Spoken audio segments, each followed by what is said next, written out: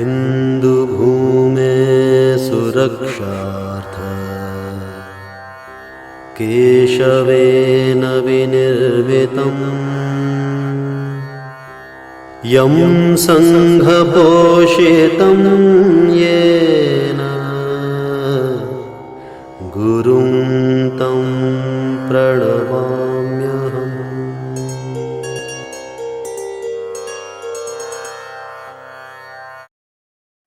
भारतीय स्वतंत्रता के 75वें वर्ष पर प्रारंभ हुए अमृत महोत्सव पर समुत्कर्ष समिति द्वारा आयोजित व्याख्यान श्रृंखला यह गाथा है बलिदानों की में हमें आज माननीय ओम प्रकाश जी भाई साहब का मार्गदर्शन प्राप्त होने वाला है। आदरणीय ओम जी भाई साहब हम सभी के सुपरिचित हैं। पूर्व में समुत्कर्ष समिति द्वारा आहूत विभिन्न व्याख्यान मालाओं में और अन्य अवसरों पर हम सभी को आपका संस्कृति परक जीवन मूल्य संवर्धक पाथेय प्राप्त होता रहा है। मैं आज के इस पुनीत अवसर पर मान्यवर भाई साहब से निवेदन करूंगा कि हमें प्रबोधन प्रदान करें। मान्यवर ओम जी भाई साहब। तो माँ क्या कहती है? अरे नहीं नहीं, फेंकने दो इनको। भगत सिंह की जय बोल करके अगर ये पत्थर भी फेंकेंगे तो भी मेरे पर फूल जैसे। उनके जीवन को, उनके मन को, उनके भावों को आप देखिए और समझिए तो आपको मालूम पड़ेगा ये जो कुर्बानी, ये जो बलिदान, ये जो आत्मोत्सर्ग, ये जो कष्ट कठिनाइयां इन्होंने झेली। मैं समझता हूं शायद भारतवर्ष के अंदर माओ ने अगर इतना कष्ट नहीं देखा होता तो शायद भारत माता को गुलामी की बेड़ियों से मुक्त कराने के लिए इतनी लंबी श्रृंखला पुत्रों की खड़ी नहीं होती, पुत्रियों की खड़ी नहीं होती। केशगढ़ के किले से समाजवासियों को ललकारा था, है कोई सिख बेटा जो करे शीश बेटा, बेअंत शीश चाहिए सो जल्द जल्द आई। एक मां आई है, कह रही है मेरे बेटे को बचा ले, और उस बेटे की इच्छा है मुझे फांसी पर चढ़ना। अरे तुम चारों मित्र तो एक साथ यहां आकर के मिल लिए, मेरा क्या होगा रे? मैं कहां रहूंगी? मुझे भी अपने पास बुला लो।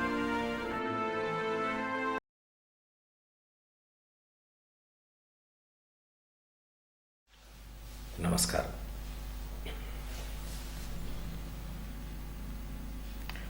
समुत्कर्ष व्याख्यानमाला, ये गाथा है बलिदानों की।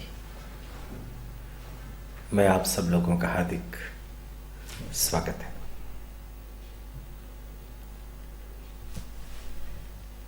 आज 6 मार्च है। आज से 2 दिन बाद 8 मार्च अंतर्राष्ट्रीय महिला दिवस पूरे विश्व भर के अंदर मनाया जाएगा। इस अवसर पर मैं संपूर्ण देश की मातृशक्ति को प्रणाम करना चाहता हूं, उनका अभिनंदन करना चाहता हूं।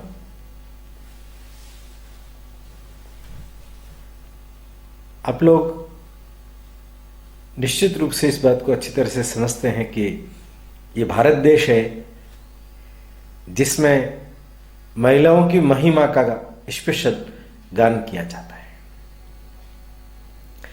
शक्ति रूपा मां, जिसने भी हमारे जीवन में कुछ उपकार किया है वो हमारी मां है।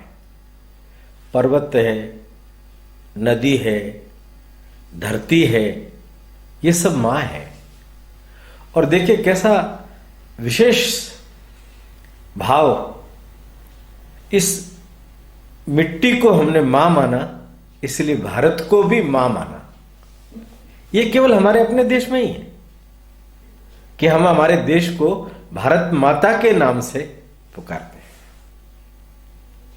और इसलिए यह समीचीन हो जाता है कि जिन क्रांतिकारियों ने हंसते हंसते अपने जीवन का बलिदान दे दिया इस माता के लिए, इस माता को गुलामी की बेड़ियों से मुक्त कराने के लिए, तो इस मातृशक्ति को मैं प्रणाम करता हूं और आशा करता हूं यह स्वयं अपने अस्तित्व को, अपनी अस्मिता को पहचाने, स्वयं आगे आए और अपने ही नहीं, अपने समकक्ष सब लोगों के उत्थान में अपना योगदान दे।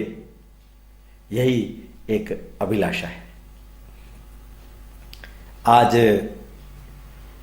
जिस एक महापुरुष के जीवन पर मैं चर्चा करने जा रहा हूं वो आप सब लोगों के सुपरिचित है।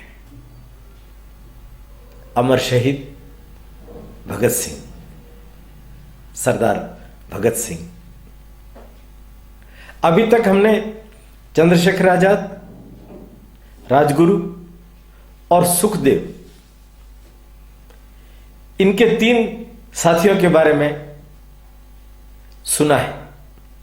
इनके एक साथी बटुकेश्वर दत्त, जिनके बारे में हमने बहुत पहले सुना है, आज फिर से थोड़ा सा स्पर्श करने का अवसर आएगा।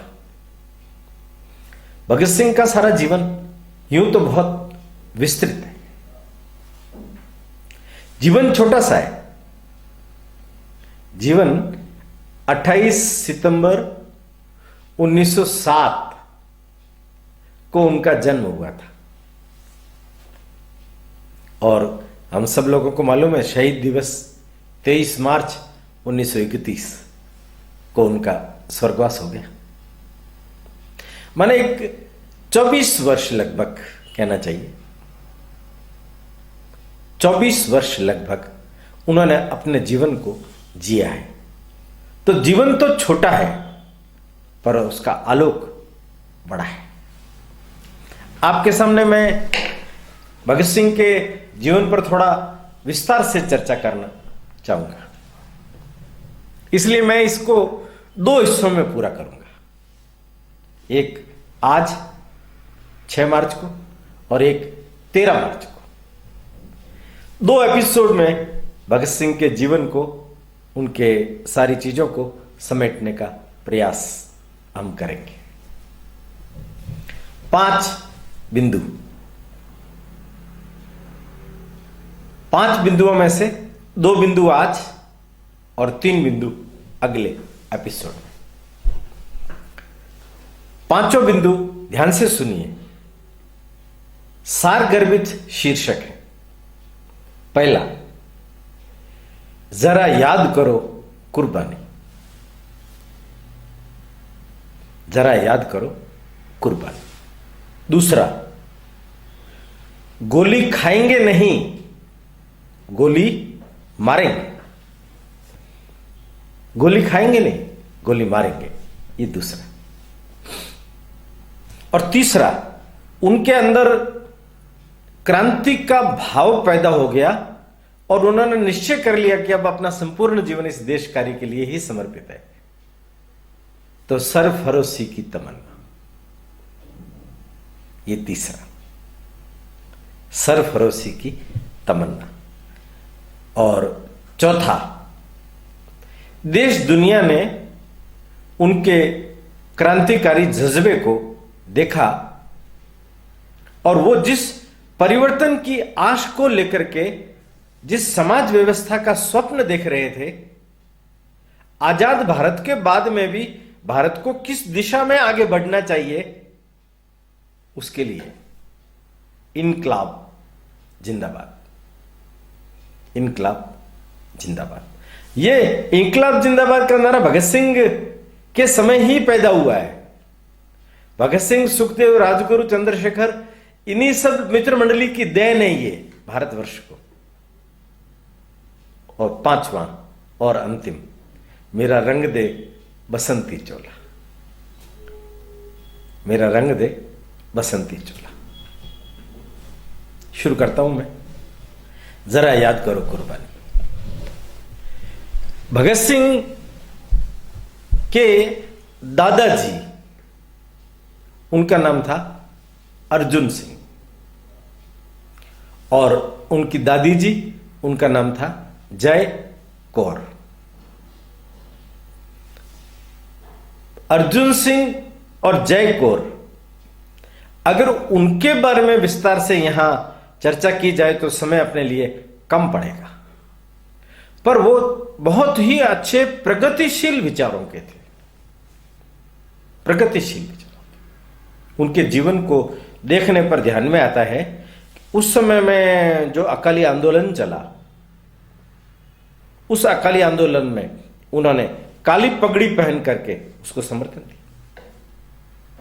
गुरुद्वारों में जिन महंतों ने विलासिता का वातावरण बना रखा था उनको हटा करके प्रबंध सामाजिक समितियों को दिया जाए, उसके लिए जो आंदोलन चल रहा था उसमें उनका समर्थन था। वो आर्य समाजी थे, दयानंद सरस्वती के विचारों से उत्प्रेरित थे और वो जगह जगह पर उसके लिए प्रचार प्रसार करने के लिए, व्याख्यान देने के लिए जाते थे। उनके भाई थे दो, बहादुर सिंह और दिलबाग सिंह। वे उनको समझाते थे कि भैया तुम किस रास्ते पर चल रहे हो, ये तुम्हारा रास्ता नहीं है। क्यों अपने परिवार को बेमौत मरने के लिए विवश कर रहे हो? अंग्रेजों की जी हजूरी करो, बड़े शान से रहो, तुम्हें यह शोभा नहीं देता जो तुम कर रहे हो। ये कहने लगे मैंने आर्य समाज के साथ में देशों उत्थान का शपथ भी लिया है। सेवा कार्य और राष्ट्र सेवा ये दोनों करना मेरी जिम्मेदारी है। शासन की, अंग्रेजों की चापलूसी करके मीठी मीठी रोटी खाने से अच्छा है भूखे मरना। तुम नहीं जानते मैं किस मिट्टी का बना हुआ हूं।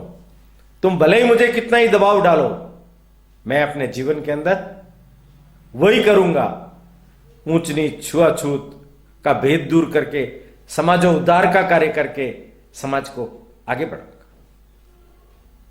उन दोनों भाइयों ने बहुत दबाव डालने का प्रयास किया, पर ये टस से मस नहीं। अब देखिए इनकी भावना की अभिव्यक्ति किसमें होती है? जब भगत सिंह और उसके बड़े भाई, भगत सिंह के एक बड़े भाई थे जगत सिंह, और दोनों का यज्ञोपवीत संस्कार करवाया, यज्ञोपवीत संस्कार करवाया। उस समय में यह खड़े हुए अपने दोनों पोतों को दाईं और बाईं बाजू में पकड़ा और बोलने लगे, आज मैं इस यज्ञ वेदी के समक्ष यह प्रतिज्ञा लेता हूं कि मेरे ये दोनों पोते राष्ट्र की वेदी पर मैं इन्हें अर्पित कर रहा हूं। इनका जीवन देश का जीवन होगा, इनकी जीवन पर देश का अधिकार होगा। आप सोचिए, एक दादा अपने दोनों पोतों को स्वयं चला करके आगे होकर के राष्ट्र कार्य के लिए समर्पित कर रहे हैं। यज्ञोपवीत में मुंडन वगैरह भी होता है, तो इनकी दादी जय कौर, उसने कहा इनके बाल कटने के बाद ये अच्छे नहीं लगेंगे, इसलिए अपन सिख हैं, बाल नहीं कटाते, तो इनके बाल रहने दिए जाए। उनका कोई बात नहीं, तुम सिख धर्म का पालन करो। ये जो जय कौर है ये भी बड़ी अद्भुत महिला थी। पति के साथ कंधे से कंधा मिला करके इन्होंने पति के हर काम में सहयोग किया। इनके 3 संतानें पैदा हुई। सबसे बड़े लड़के सरदार किशन सिंह, दूसरे नंबर पर सरदार अजीत सिंह और तीसरे नंबर पर सरदार स्वर्ण सिंह। ये तीनों के तीनों बेटे उस समय की देश की राजनीतिक परिस्थिति में पूरी तरह से एकजुट होकर के काम कर रहे थे। आपको आश्चर्य होगा, सूफी अंबा प्रसाद के साथ मिलकर अजीत सिंह ने पगड़ी संभालो जट्टा, वो आंदोलन बंग भंग जब हो गया था तो लाला लाजपत राय के साथ मिलकर के बंग भंग का विरोध हो उसके लिए आंदोलन किया। मांडले जेल में भी गए। इनके दूसरे सबसे छोटे भाई स्वर्ण सिंह उनको भी जेल की सजा हुई। स्वयं किशन सिंह 2 साल एक बार और 6 महीने के लिए एक बार और 2 साल घर में नजरबंद, इतनी कैद निकाली। आप कल्पना करेंगे 42 मुकदमे उनके ऊपर उस समय चल रहे थे।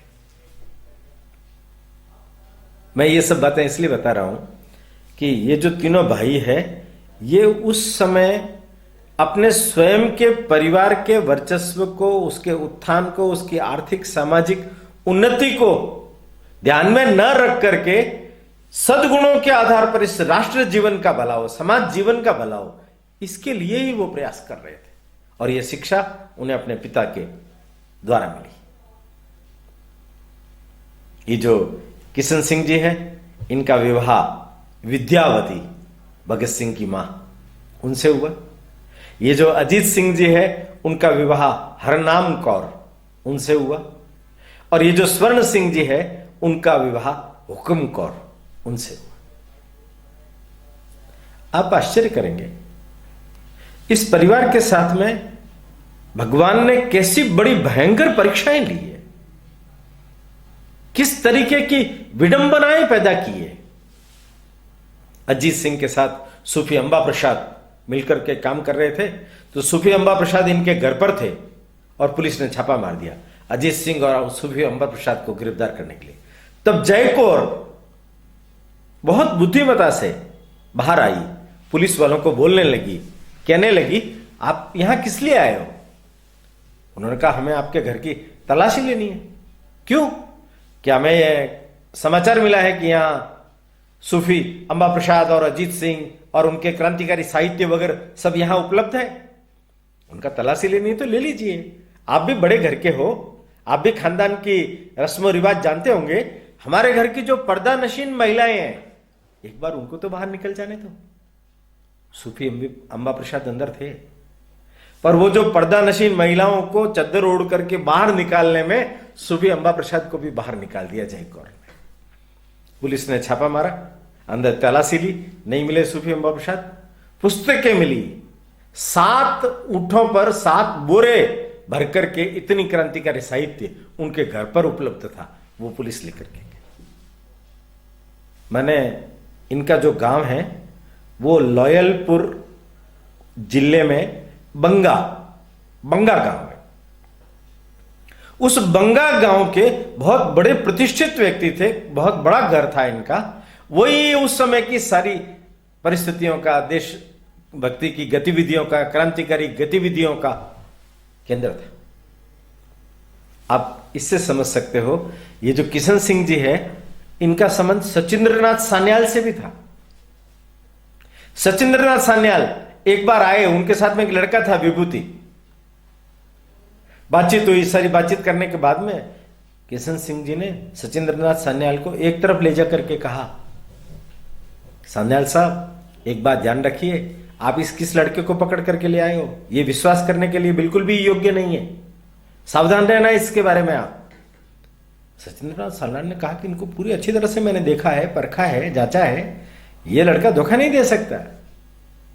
और अंततोगत्वा गदर पार्टी के अंतर्गत बनारस बम कांड, बनारस षड्यंत्र केस हुआ, उसमें विभूति नारायण विश्वासघाती बनकर के सरकार के गवाह बने। तब सचिंद्रनाथ सान्याल को ख्याल में आया, किशन सिंह जी की कितनी पैनी निगाह है।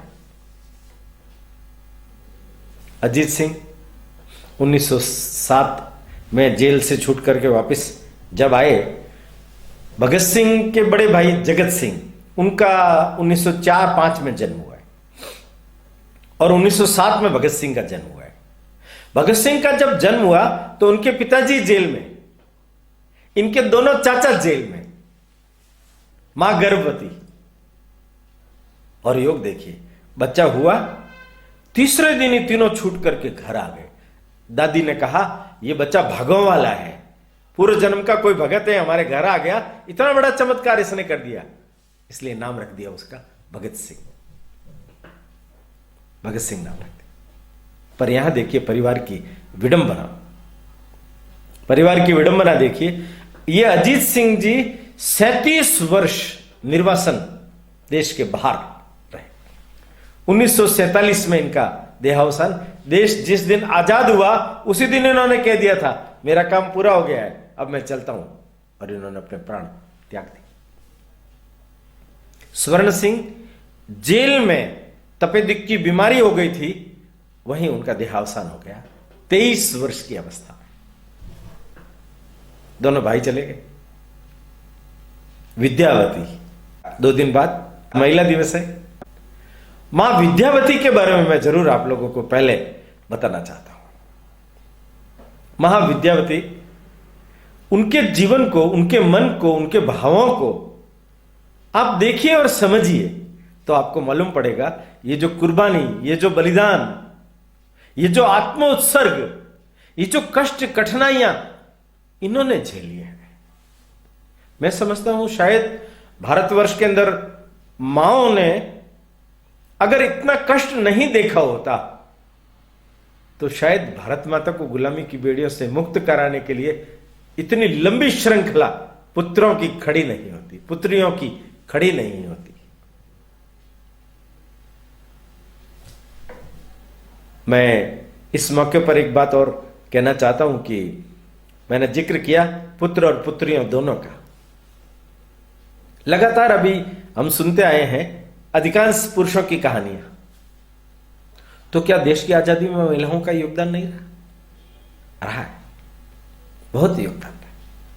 पहला योगदान मैंने बोला, अगर ये माएं न होती तो ऐसे बेटे नहीं होते। अगर माएं कष्ट नहीं पाती तो बेटे इस प्रकार का बलिदान का नया इतिहास नहीं रच पाते। ये माएं हैं, ये क्रांतिकारी नहीं है। देश की आजादी में इनका अपूर्व योगदान है, किंतु फिर भी लगभग 3 या 4 एपिसोड होली के बाद महिलाओं के ऊपर ही, केवल और केवल महिलाएं जिन्होंने इस देश की आजादी के लिए अपने जीवन का उत्सर्ग किया, ऐसी वीरांगनाएं, ऐसी क्रांतिकारिणियां, उनके बारे में जानकारी देने का प्रयास करूंगा। वही एक प्रकार से इन महिलाओं को, इन मातृशक्ति को मेरा प्रणाम भी होगा और उनके प्रति सच्ची श्रद्धांजलि भी होगी।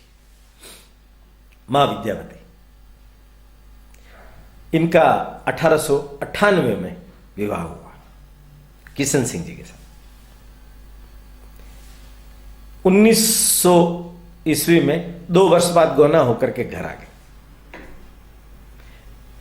मैं इस मां का परिचय इनके स्वयं के द्वारा बोले गए एक वक्तव्य से कराना चाहता हूं।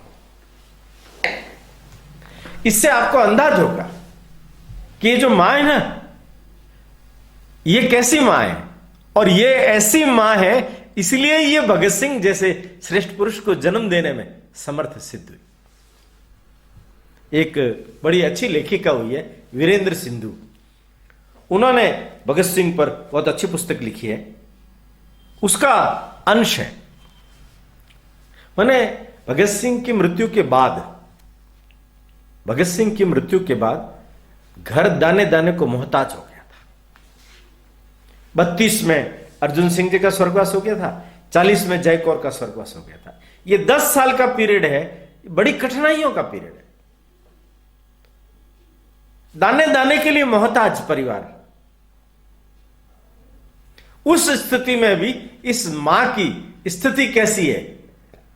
लाहौर में एक कार्यक्रम था, उस कार्यक्रम की अध्यक्षता करने के लिए मां विद्यावती पहुंची और वहां का वो जो भाषण है उनका, उसका अंश सुनिए।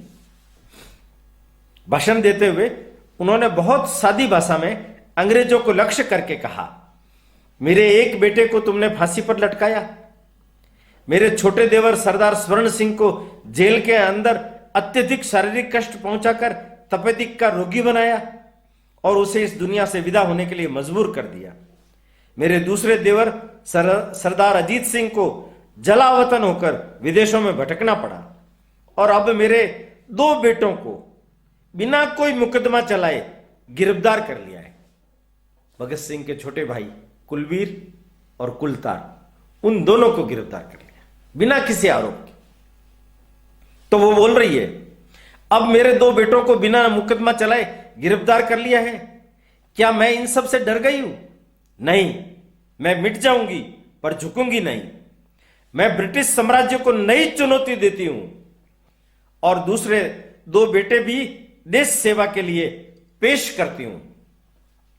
आओ जालिमों, अगर तुम्हारी हवस अभी पूरी नहीं हुई तो इनको भी ले जाओ। शहीद आजम भगत सिंह जिंदाबाद जिंदाबाद के नारे लग गए। भगत सिंह से छोटे 2 कुलबीर और कुलतार, और उनसे छोटे 2 रणवीर और राजेंद्र। 6 भाई 3 बहनें। बड़ी बहन मेरे दोनों भाइयों के बाद बहन अमर कौर, दूसरी प्रकाश कौर और तीसरी शकुंतला कौर। जगत सिंह का तो अल्पायु में ही 11 वर्ष की उम्र में स्वर्गवास हो गया था। मां विद्यावती उस पहली चोट को जैसे तैसे करके सहन कर पाई। पर आप सोचिए, भगत सिंह की चोट को सहन कर पाई होगी? वो खुद कहती है, जेल में जब वो जाते थे, कितनी मंदिरों पर, गुरुद्वारों पर माथे टेक कर जाते थे। एक बार ग्रंथी जी के पास में गई और कहने लगी, अरदास कर दीजिए मेरे बेटे को बचा ले। तो ग्रंथी जी ने क्या अरदास की? एक मां आई है, कह रही है मेरे बेटे को बचा ले, और उस बेटे की इच्छा है मुझे फांसी पर चढ़ना है। मैंने दोनों की इच्छाएं तुम्हारे सामने रख दी है, तेरी जो इच्छा हो दरबार तू पूरी कर। भगत सिंह ने पूछा, अरदास करने गई थी ना, क्या कहा बेबे जी? बेबे जी क्या कहती? वही बात सुनाई तो भगत सिंह हंस करके कहने लगे, सुना ना, गुरुद्वारा में भी तुम्हारी सुनवाई नहीं हुई है, इसका मतलब अपना जाना पक्का। एक दिन कहने लगे, तुम बार बार आती हो जाती हो, जेल में मिलती हो, यहीं क्यों नहीं रह जाती? तो मैं यहां कैसे रहूं, क्या करूंगी? मेरे को भाषण लेक्चर देने आते नहीं है, और तुम कहो तो मैं किसी को पत्थर मार दूं, वो मर जाए तो मुझे भी जेल मिल जाएगी, तब तुम्हारे साथ रह जाऊंगी मैं आराम से। एक एक बात, एक एक चीज भगत सिंह का पूरा जीवन कंठस्थ। भगत सिंह का जीवन तो अलग से सुनाया जाएगा ही, पर विद्यावती जी का जीवन देखिए। 51 में देश की आजादी के बाद किशन सिंह जी का स्वर्गवास हो गया। 51 तब खड़खड़ कल्ला गांव में ये लोग रहते थे। अब अकेली मां, 4 बेटे थे, उन्होंने भी अपने अपने खेत खलिहान काम धंधे अलग अलग कर लिए, वो सब दूर हो गए। मां अकेली घर में भगत सिंह की यादों को समेटे हुए बैठी है। देखिए, एक योग बना खटखड़ कल्ला में 23 मार्च 65 भगत सिंह की मूर्ति लगी। मां के हाथों उसका अनावरण हुआ। मां ने पहली माला पहनाई। बेटे की मूर्ति देख करके मां की आंखों में से आंसू आ गए, जैसे कोई साक्षात भगत उठ करके आ गया हो। इस पर एक रील बनी थी। वो रील पटना, बिहार में पटना में बटुकेश्वर दत्त आजीवन कारावास सजा भोग करके वहां रह रहे थे। उन्होंने देखी तो उन्हें मालूम पड़ा, मां भी है, मां भी है। मां के बारे में पता करके यतीन्द्रनाथ दास, जिसका स्वर्गवास जेल में अनशन में हुआ था, उनका भाई किरण चंद्र दास से पता करवाया, पत्र व्यवहार हुआ और मां से मिलने का कार्यक्रम बना। 9 सितंबर 1965 को छोटा भाई कुलबीर लेकर के आया बटुकेश्वर दत्त को। मां को देख करके दोनों भाव विभोर हो गए, गले मिल लिए। तुम तो वैसे के वैसे दुबले हो, अभी आओ बैठो। साथ में बैठे रहे। मां से मिलन हो जाने के बाद में बटुकेश्वर दत्त की तबीयत खराब हो गई थी और दिल्ली में चिकित्सालय में भर्ती थे। इस बीच में उज्जैन में श्री कृष्ण सरल का नाम याद रखना मित्रों, ये अपने देश की बहुत बड़ी विभूति है। जिन्होंने बहुत बड़ा काम किया है। उन्होंने भगत सिंह पर एक बहुत बड़ा खंड काव्य लिखा है। उसका लोकार्पण करने के लिए मां को बुलाया था।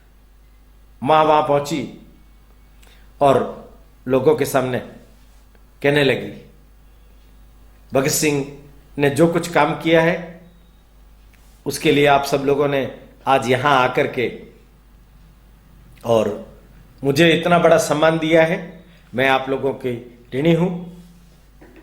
श्री कृष्ण सरल उठ करके खड़े होने लगे। लोग उनके ऊपर पुष्प वृष्टि कर रहे थे तो कहने लगे, फूल मत भेजो, फेंको, मां के लग जाएगी। तो मां क्या कहती है, अरे नहीं नहीं, फेंकने दो इनको। भगत सिंह की जय बोल करके अगर ये पत्थर भी फेंकेंगे तो भी मेरे पर फूल जैसे लगेंगे। वहां थैली भी भेंट की गई इनको। वहां मालूम पड़ा इनको बटुकेश्वर बहुत बीमार है, अंतिम दर्शन का आकांक्षी है। ये पहुंचा, मां पहुंची वहां विद्यावती। बटुकेश्वर ने देखा, देखते ही मां बोला और प्राण छोड़ दिया। भगत सिंह को जब फांसी हुई थी तो उन्होंने कहा था, मैं तो जा रहा हूं पर मेरा कुछ बाकी है दत्त के रूप में। माने दोनों एक रूप थे, दोनों में अभिन्न मित्रता थी। तो दत्त की भी हार्दिक इच्छा थी कि वो जो समाधि स्थल बना हुआ है भगत सिंह, सुखदेव, राजगुरु का, मेरे तीनों मित्र वहां सोए हुए हैं, मेरा दाह संस्कार भी वहां किया जाए। मां दिल्ली से फिरोजपुर तक कार में साथ आई, उसका दाह संस्कार किया। उस समय मां के मुंह से निकला, अरे तुम चारों मित्र तो एक साथ यहां आकर के मिल लिए, मेरा क्या होगा रे, मैं कहां रहूंगी, मुझे भी अपने पास बुला लो। 1 जून 1975 मां विद्यावती का स्वर्गवास हो गया। उनकी इच्छा के अनुसार उन्हीं चारों पुत्रों के साथ मां विद्यावती देवी को भी दाह संस्कार किया गया। देखिए कैसा अद्भुत जीवन है, किस प्रकार की दृढ़ इच्छा शक्ति है। बेटे ने कहा था, बेबे जी आप लाश लेने मत आना, आप आंसू भी मत बहाना, आप आंसू बहाएंगे तो लोग कहेंगे भगत सिंह की मां कमजोर है। अब मैं कैसे अपने आप को रोकूं, आंसू उछाले मार रहे हैं, बेटा चला गया है पर मैं शहीद की मां हूं। हृदय पर पत्थर रख करके मैं बैठी रही। मित्रों, महिला दिवस पर आज मां विद्यावती देवी का स्मरण कर मैं ये कहना चाहता हूं कि देश भर के लगभग सभी क्रांतिकारियों की माओं का जीवन ऐसा ही रहा है, ऐसा ही रहा है। शुरुआत से लगा करके अंत तक उठा करके देख लेना, क्योंकि मां ऐसी नहीं होती तो पुत्र वैसे नहीं होते, पुत्र वैसे नहीं। भगत सिंह का जन्म हुआ, दोनों भाई स्कूल में भर्ती हुए। एक भाई का, जैसे मैंने बताया, 11 वर्ष की उम्र में तपेदिक बीमारी के कारण से, सन्निपात की बीमारी के कारण से स्वर्गवास हो गया। अब भगत सिंह को डीएवी लाहौर में भर्ती कराया गया। वो वहां स्कूल जाते, उस स्कूल के अंदर पढ़ते समय में उनका धीरे धीरे विकास हुआ। पढ़ाई में उनका मन कम लगता था, वो दूसरी पुस्तकें ज्यादा पढ़ा करते थे,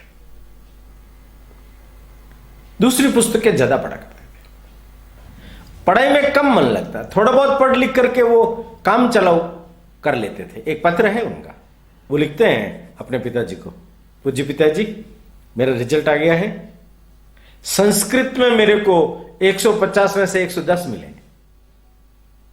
गणित में मेरे को 150 में से 80 मिले, अंग्रेजी में 150 में से 60 मिले, 50 वाला पास हो जाता है, काम चल जाएगा अपना।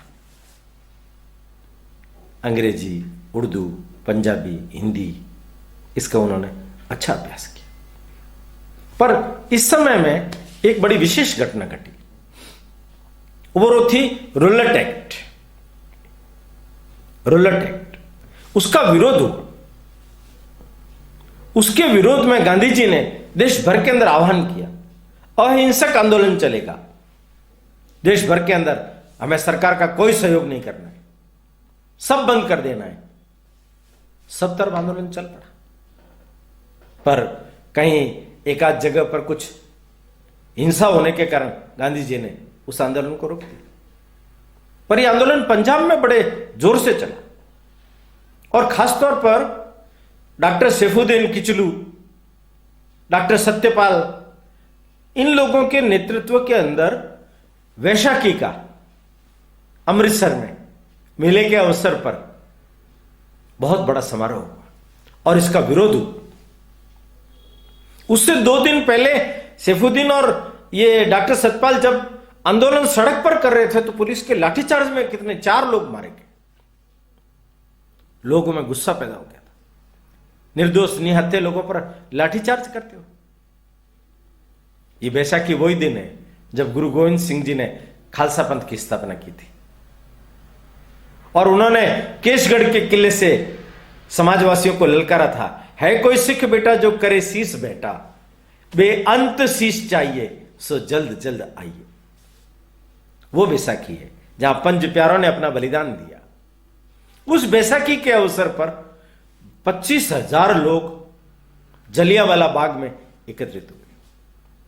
उस समय के गवर्नर माइकल ओ डायर और उन्हीं के नाम राशि के रेजिनॉल्ड डायर, दोनों ने उन्होंने आदेश दिया और ये अपने 90 साथियों को लेकर के, बंदूकें लेकर के वहां गया। चेतावनी तक भी नहीं दी गई और निहत्थे लोगों पर बंदूकों से वार कर दिया गया। डॉक्टर स्मिथ जो अस्पताल का इंचार्ज था, उसका कहना है 1800 के लगभग लोग मारे गए। 1800 लोग मारे गए। सरकारी आंकड़ा तो 379 ही बताता है। कितने ही लोग मर गए। आपने सुना शहीद उधम सिंह ने जनरल डायर को लंदन जाकर के मारा, इसका बदला लिया। यह घटना भगत सिंह को मालूम पड़ी। दूसरे दिन ये स्कूल नहीं गया, ये वहीं गया सीधा। सबको अच्छी तरह से देखा, अस्पताल में गया, मरीजों की सहायता की, और शाम को आते समय में शाही की जो दवात होती है उसके अंदर वहां की रक्त की सनी हुई मिट्टी वो डाल करके लेकर के आ गया। घर पहुंचाई। इसकी छोटी बहन अमर कौर ये बाहर ही खड़ी थी। अरे बीरा जी, आप आज इतनी देर से कैसे आए? कुछ नहीं बोला, चुपचाप गंभीर, कोई उत्तर नहीं दे रहा। अरे बीरा जी, आपने कहा था ना अपन आम खाएंगे स्कूल के बाद में, भंडार के आम पक गए हैं, आओ मैं आपका ही इंतजार कर रही हूं, अपन दोनों आम खाएंगे। कोई जवाब नहीं। बीरा जी क्या हुआ, कोई तकलीफ है क्या? हाँ है, पर जो है वो तू नहीं समझ सकेगी। तू अभी छोटी है। खुद की उम्र कितनी थी उसमें? 12 साल। 12 साल का छोटा सा बच्चा उसको क्या कह रहा है, तू अभी छोटी है, तू अभी समझ नहीं सकेगी। गमगीन चेहरा। तुम्हें मालूम नहीं है, तुम किसी को मत बताना, बेबे जी को भी मत बताना। फिर उन्होंने सारी घटना जलियांवाला में जो हुआ, नियत थे लोगों को मारा किया, वो बताया। कांप गई बहन। फिर क्या? ये देख, दवात उन्होंने आगे की, देख रही है क्या है? हाँ, ये तो साई की दवात है। साई की दवात नहीं है। वहां जो लोग मरे उनके रक्त से जो मिट्टी सनी हुई थी, ये मिट्टी है उसमें। उन्होंने अपना सफेद रुमाल निकाल करके बिछाया, उसके ऊपर मिट्टी सारी खाली की, लाल मिट्टी देखी। बहन अमरो को कहा, अमरो कुछ फूल लेके आ। बेला के फूल लगे हुए थे, तोड़ करके वो लाई। कुछ उसने चढ़ाए, कुछ उसने चढ़ाए। फूलों को देखते देखते, और वो बालक 12 वर्ष का बालक क्या बोलता है, हम गोली नहीं खाएंगे, हम गोली मारेंगे। ये नियत है हमारे देशवासियों पर। अंग्रेजों ने ये जो क्रूरतम प्रहार किया है, अंग्रेजों संभल जाओ, मैं प्रतिशोध लूंगा, मैं तुम्हें खदेड़ दूंगा देश से बाहर। 12 साल का बालक। और ये जब कहते हैं कि 3-4 साल के थे भगत सिंह, तो खेत के अंदर ये खुद भी बड़े बड़े तिनके लेकर के रोप रहे थे ऐसे। तो इनके दादाजी पास में खड़े खड़े देख रहे थे, क्या रे भगत, मैं तो आम की रुपाई कर रहा हूं, तुम क्या कर रहे हो? उनका दादाजी, मैं बंदूकें बो रहा हूं। बंदूकें? क्यों? अरे बंदूकों के बड़े बड़े पेड़ लग जाएंगे ना, तो कितनी सारी बंदूकें हो जाएगी, इन सब बंदूकों से सारे अंग्रेजों को अपन खदेड़ देंगे। देखिए आप, परिवार के कारण से बच्चे के मन के ऊपर संस्कार कैसा है। बच्चा तो जन्म लेने के बाद में अपने पिताजी को, अपने चाचा को देखा ही नहीं, वो तो देश निकाला लेकर के बाहर ही घूम रहे। एक चाचा तो जेल के अंदर देश के लिए काम करते करते मर चुके हैं। घर का वातावरण कैसा है? 2 चाचियां हैं, एक विधवा है, एक न सधवा है न विधवा है, मालूम ही नहीं। अजीत सिंह के बारे में कोई समाचार ही नहीं था कि जिंदा है कि नहीं, जिंदा है कि नहीं। और किशन सिंह जी, ऐसी सारी स्थिति में भी भारत माता सोसाइटी संगठन बना करके अखबार निकाल रहे हैं, देश के लोगों को जगा रहे हैं। इस वातावरण के अंदर ये बालक पैदा हो रहे हैं।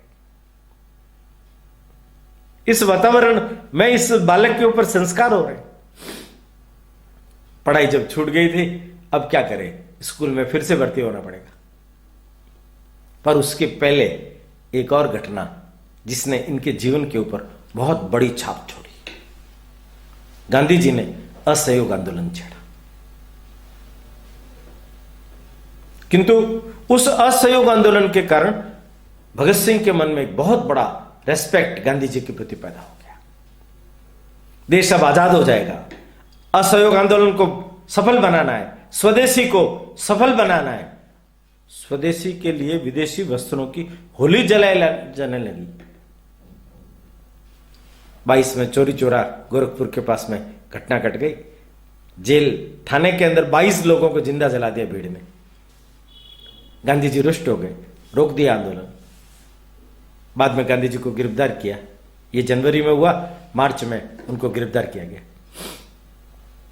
ये अमृतसर में अपने मित्रों के साथ में होली जलाने में व्यस्त थे।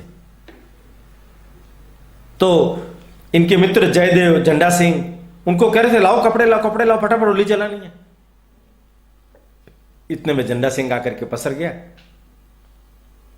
क्या हुआ, कपड़े नहीं मिले क्या? अरे अपन दूसरे गांवों से लेके आ जाएंगे, अभी तो अपने को बहुत काम करना है, इतना जल्दी तुम कहां पसर रहे हो? जयदेव ने कहा, पसरा नहीं है ये, महात्मा जी ने आंदोलन वापस ले लिया। वापस ले लिया? क्यों? आप देखिए भगत सिंह की सोच, विचार, चिंतन इस छोटी सी उम्र के अंदर कैसा है। 22 मतलब 15 साल। 15 साल का बालक क्या बोलता है, अरे इतना बड़ा देश है, कुछ लोग तो छोटे मोटे अनुशासनहीन हो सकते हैं ना, आगे आवेश में आकर के कुछ लोग जला सकते हैं ना, उसका पूरे दोष पूरे देश के ऊपर किया जाए, ये तो उचित नहीं है ना। महात्मा जी को साध्य पर ध्यान रखना चाहिए। ये जो हिंसा और अहिंसा, इसका अविवेक रख करके वो सोच रहे हैं कि हिंसा हो गई इसलिए बंद, अहिंसा से ही हम लेंगे। अरे क्या पूरा का पूरा देश अंग्रेजों की मार खाते खाते अहिंसक आंदोलन कर सकता है? कुछ तो लोग होंगे ना। देखिए आप सोच, गांधी जी ने हिंसा और अहिंसा इस पलड़े पर अपने आप को तोला, और मेरे हिस्से का हिंसा न अहिंसा जो था वो उसका पालन नहीं हुआ, हिंसा हो गई, इसलिए मैं आंदोलन वापस ले रहा हूं। देश की ऐसी तैसी, देश आजाद होना चाहिए, उसके लिए आंदोलन चलाया था ना। लक्ष्य का क्या हुआ? सिर पीट के बैठ गया, निर्णय कर लिया। करतार सिंह सराबा की याद आई उसको, तुमने ठीक कहा था, देश में यज्ञ कुंड धधक उठा है, मैं भी अपनी आहुति उसी यज्ञ कुंड में दूंगा और अंग्रेजों के खिलाफ सशस्त्र कार्रवाई करूंगा। आज से मेरा मार्ग अहिंसा का नहीं रहेगा, सशस्त्र क्रांति का रहेगा।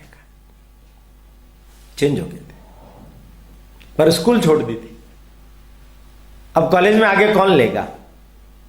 इनके पिताजी किशन सिंह जी का भाई परमानंद, लाला लाजपत राय, उन्होंने पंजाब नेशनल कॉलेज लाहौर में खोला था। उन्होंने बातचीत की भाई परमानंद से, भाई परमानंद ने इनको बुलाया। बड़े देवता स्वरूप थे, अंडमान निकोबार में काले पानी की सजा भोग करके आए थे। उनकी छत्र छाया में अगर बेटा रहेगा तो अच्छे संस्कार मिलेंगे। वो सुनाते थे अंडमान निकोबार काले पानी की गाथाएं।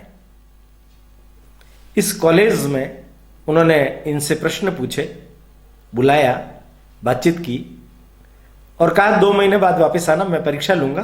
कुछ किताबों के नाम बताए, वो पढ़ करके इन्होंने परीक्षा दी, पास हो गए और इनको एडमिशन दे दिया गया पंजाब नेशनल कॉलेज।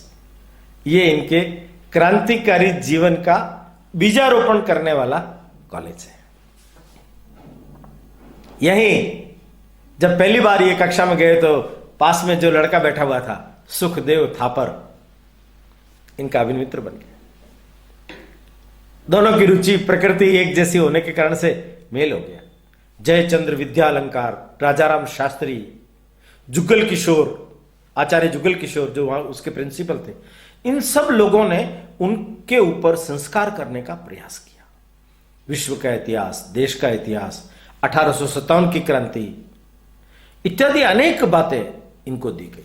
इन्होंने एक नाटक क्लब बनाया, वहां तरह तरह के नाटक किए। चंद्रगुप्त चाणक्य के नाटक में ये चंद्रगुप्त हुआ, उसको देख करके भाई परमानंद ने उठ करके बीच में आकर के मंच पर कहा, तुम तो आधुनिक चंद्रगुप्त लग रहे हो।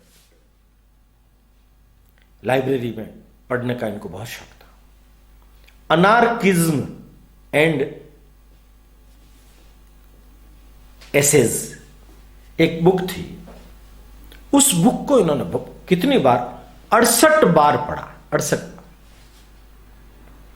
एक फ्रांसीसी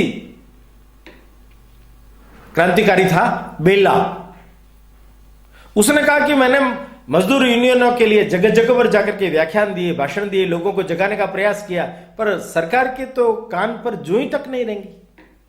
तब मैंने फ्रांस की असेंबली में जाकर के बम फेंका, तब उनके कान खुले। बहरों को आवाज देने के लिए बम विस्फोट करना जरूरी होता है। यह बात सबसे ज्यादा उसको अपील की। शायद असेंबली कांड का जो सुझाव और प्रस्ताव है वो इसी में से ही पैदा हुआ है, इसी में से ही पैदा हुआ है। नौजवान भारत सभा, इन दोनों मित्रों ने मिलकर के बना दिया और इनकी कार्रवाई आगे चल पड़ी। मित्रों, क्रांति का बीजारोपण हो गया।